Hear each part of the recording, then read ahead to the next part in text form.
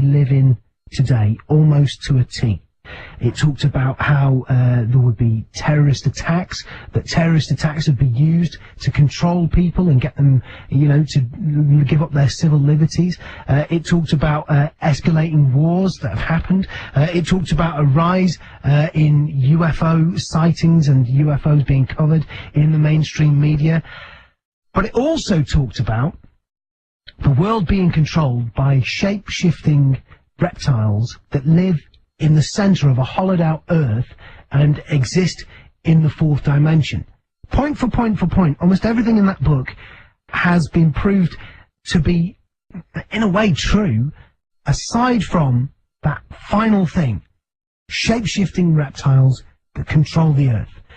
So I want to talk to this guy now. His name is David Icke, specifically about that idea and that theory, and go through what various people have to say about it. David Icke, thanks for joining us on the show. No problem, Nick. So, I mean, I just mentioned in the intro there, I've read your work. I've not read every book you've written, but I've certainly read quite a few.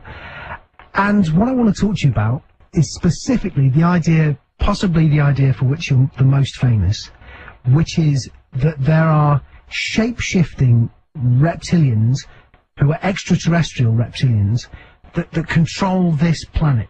Now, is that something that you believe, yes or no?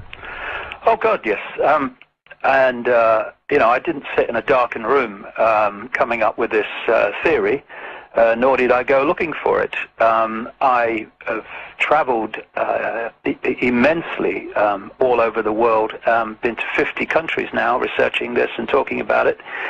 And when you come across the same information from people from all walks of life, all over the world, of the experiences they've had, and I heard some more this very weekend. And when you then see in ancient accounts the same phenomena being described, and when you talk then to insiders who privately talk to you because they don't agree with what's going on, but are stuck inside organizations like the CIA and other groups and can't get out, and they tell you the same thing, then either you say it's beyond my religious belief system or scientific belief system, so I'm not going there, or my goodness me, what are people going to say if I talk about this, and therefore don't go there. Or you can be like me, who doesn't give a damn what people think of him. I'm interested in what's going on, and I don't edit information by fear of what people will say about it, nor fear of consequences in any way, shape or form. And this started coming into my life in, I guess, towards the second half of the 90s, particularly in the latter half of the 90s, from about 97. And it took the form of meeting people who were telling me of their experiences, of seeing people, often in positions of power, but not always, change from a human form to a reptilian form and then back again in front of their eyes. And the number of stories that I've been told and the incredible common themes have just grown and grown and grown until they're a mountain, a tidal wave, however you want to symbolize it. But well, most famously, it's the idea is that the royal family are shape-shifting reptiles, or members of the royal family. Well, yeah, and let me put some history on this. Wherever you look, Nick, all over the world, in among native peoples and ancient accounts, you find a common theme, and that is of an interbreeding between humans and a non-human race, which over and over takes a reptilian form to create hybrid bloodlines, a fusion of the DNA. Now, hang on, if I can just interrupt you there. I heard you talk about that, and I went down to London where there's a museum, and they have Sumerian texts which talk about the gods having sex with people. And is that what you're talking about? The gods would then be the reptiles, the reptilians, literally having sex with human beings? Well, I mean, quite possibly literally having sex, but a lot of this stuff is done by real high-tech means. I mean, You know, we're talking about entities that are vastly in advance of where the human race is currently in the mainstream. They're not necessarily in the underground bases and the secret projects so much, ahead of where we are in terms of understanding genetics and technology and the body and reality in general, which gives them a massive advantage over a human population that's basically ignorant of all those things. But these hybrid bloodlines became what are known in the ancient texts as the demigods, the part human, part gods, because these advanced, at least technologically advanced, these advanced entities technologically were obviously perceived as gods. I mean, when some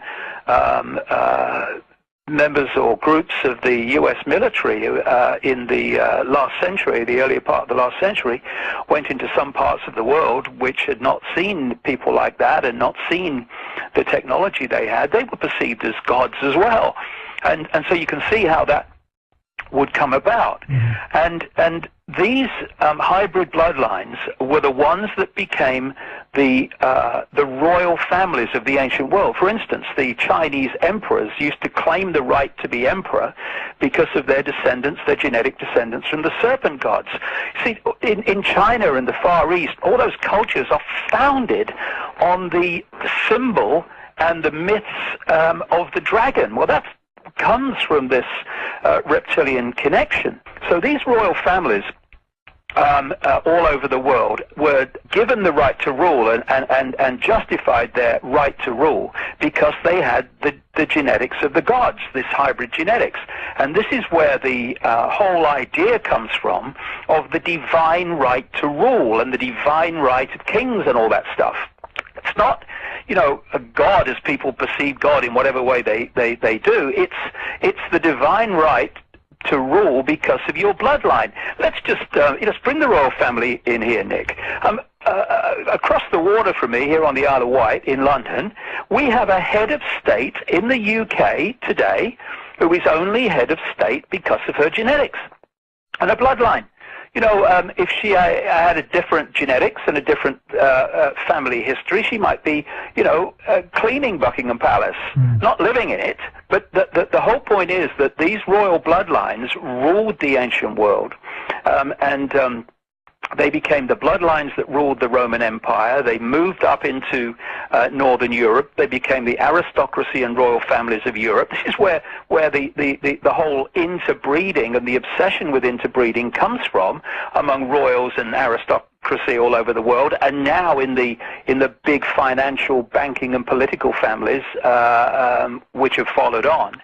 It's because they're holding a particular genetic structure together, which is very quickly diluted if you interbreed with outside of itself. And so you've got the obsession through history of royal families and aristocratic families interbreeding with each other. There came a point where these families who were overtly controlling through being kings, queens, etc., had a problem when the people started to demand some more say in their own affairs and how they were governed. So there was a movement of these bloodlines out of the over-royal dictatorship situation into the political arena that followed, into the banking, the corporations, the business, the media ownership, and all the rest of it. And now these families, which are now wearing dark suits, most of them, rather than crowns and coronets, they sit atop these pyramids that control the global media, the global banking system, the global transnational corporations, et cetera, et cetera. Okay. And they work as one unit. And what they've created is a equivalent of a transnational corporation, which is, in their terms, it's a secret society network, where you have the headquarters in Europe, massively in London, but other centers like France and Germany as well. And they have in each country a secret society subsidiary company, if you like, where the bloodline families in those particular countries orchestrate their sphere of influence, whether it's the United States, South Africa, Australia, wherever, in line with the centrally dictated agenda. So when I've traveled around the world, I've seen the same things happening in country after country, the same legislation justified by the same excuses, and this is how it's done, because this family of reptilian human hybrids have created this global spider's web secret society structure in which they move as one unit. And so you have had the incessant centralization of power, decade after decade after decade after decade, because when there's a few of you compared with a global population, you have to centralize decision-making if you're going to have power over the many. And we've even got a name for it now called globalization. And these families, these hybrid families, are behind that incessant push for centralization of global power. Okay, so if I could just recap then. It's Kerrang! It's the night before. We're talking to David Icke at the moment, and we're talking to him specifically about the idea that the world is controlled by reptilian beings from, literally, am I right in saying, David, from another planet? These things... Well, no, well, you know, what is another planet? I mean, I'm saying from outside of... the human frequency range of visible sight, what is known as by scientists as visible light, which is a tiny frequency range that the human body can decode. You know, people think that we live in a kind of a world. We don't. We live in a frequency range which the human body computer, which is what it is, can decode. And outside of that is what scientists call dark matter or dark energy, and that's not dark in the sense that it's, you know, like the light's off, you can't see. They call it dark because luminous matter, luminous energy, is the only form that the body can decode. So anything outside of that we can't decode, and they call it dark matter, dark energy. Okay. And that's where these reptilian entities operate in, a frequency range just outside of visible light. So in the normal course of everyday experience, you can't see them. But when they enter visible light, which they do occasionally, then you see them, and because they're entering the frequency range that we can read and decode. Okay, so I want to recap here so that people can follow what we're talking about.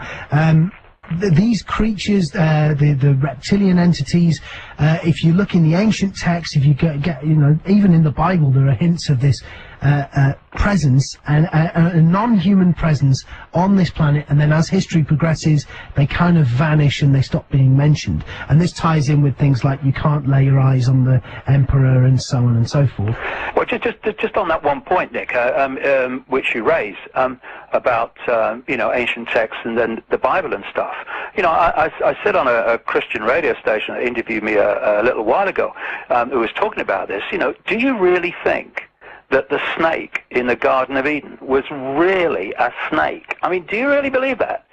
And also, when you look at the ancient accounts around the world, and of course the Bible is just one version, you find the same recurring theme of the Garden of Eden type situation involving reptilian entities. And by the way, the Hebrew name for the snake in the Garden of Eden, if you like, is actually means a two-legged, standing upright humanoid reptilian. And in the story of the Bible, the snake loses its legs as well. But one of the things that I want to ask you about, the reason I'm pinning you down on this, right, is because I'm a fan of your work, and I've read a lot of your books and been to your talks. But one of the things that irritates me is people will talk to me about your theories, and they'll say, oh yeah, when he says that, he means the devil. Or, oh yeah, when he says that, he means like a specific race of people, like Jewish people, which doesn't quite add up because the Queen isn't Jewish.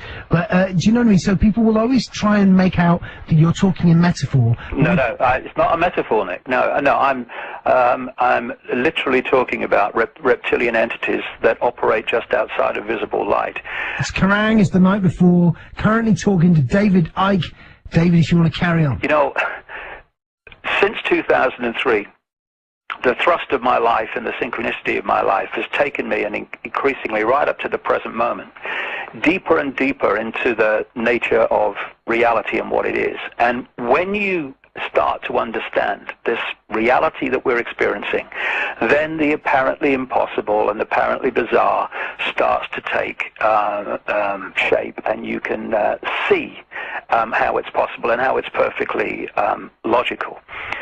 If this world is literally solid, and these bodies, the human bodies, are literally solid, then shape-shifting is impossible. And I'm the first one to say that. You can't shift from a solid body to a solid body and back again. It's not on. But our bodies are not solid, and neither is the world, the reality that we experience, as quantum physicists are now long established.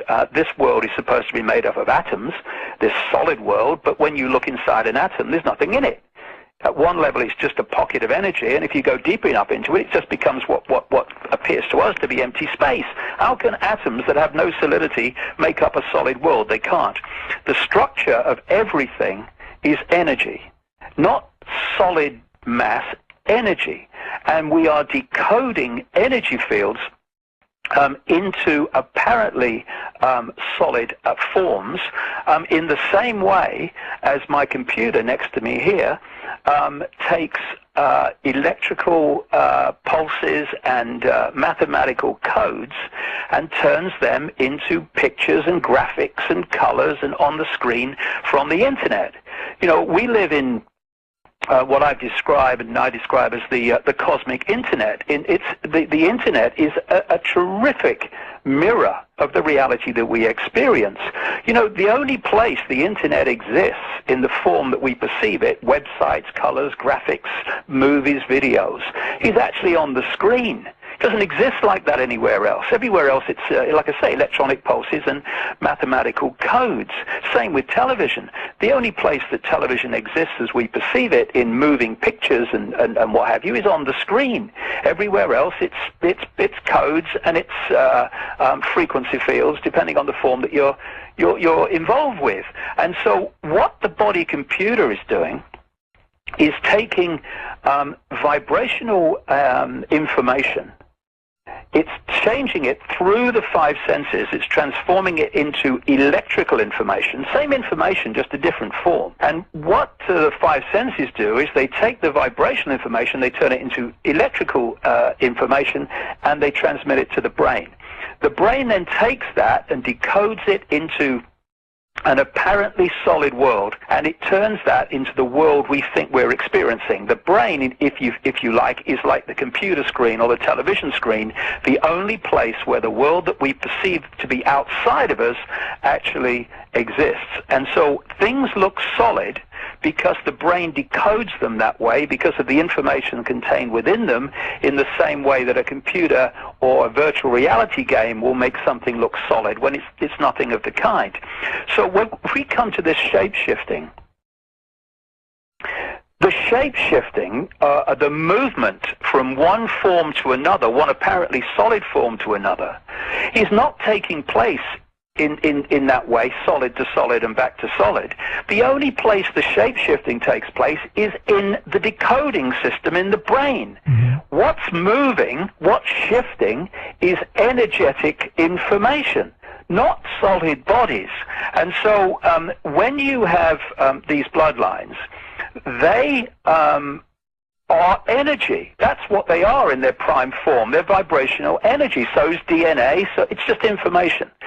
So when they have this interbreeding, we see it in the decoded world as genetic procreation and genetic mixing, but what it is energetic mixing. And so it creates a vibrational field, that hybrid connection, that vibrates to a certain frequency, and that frequency is in sympathy, far more sympathy, with these reptilian entities that operate just outside visible light than the general run of the population is. So these particular hybrid bloodlines were created for that very reason, because what they are in fact are merely genetic shells which allow these entities outside of visible light, though not far outside, to possess, quote, these bodies, this age-old theme you find all over the world, possess these bodies and take over their mental and emotional processes. Not that there's much emotion involved in these guys. And so this is what is happening. And I don't care if people believe it. I mean, it's of no interest to me. I'm interested in what's going on, you know, not winning a popularity contest. But the secret society network manipulates these bloodlines into power, and in doing so, what it's actually doing is putting these entities just outside of visible light into power. And this is why people who can tease out a wider visual frequency range than most people, what people call psychics and stuff, visual psychics, that's why they see these entities overshadowing these people in power, like the Bush family and the royal family and all this stuff. Now, if you're right, one of the obvious questions is, if there are entities that can shapeshift, that live on this planet, why are they letting you talk about this?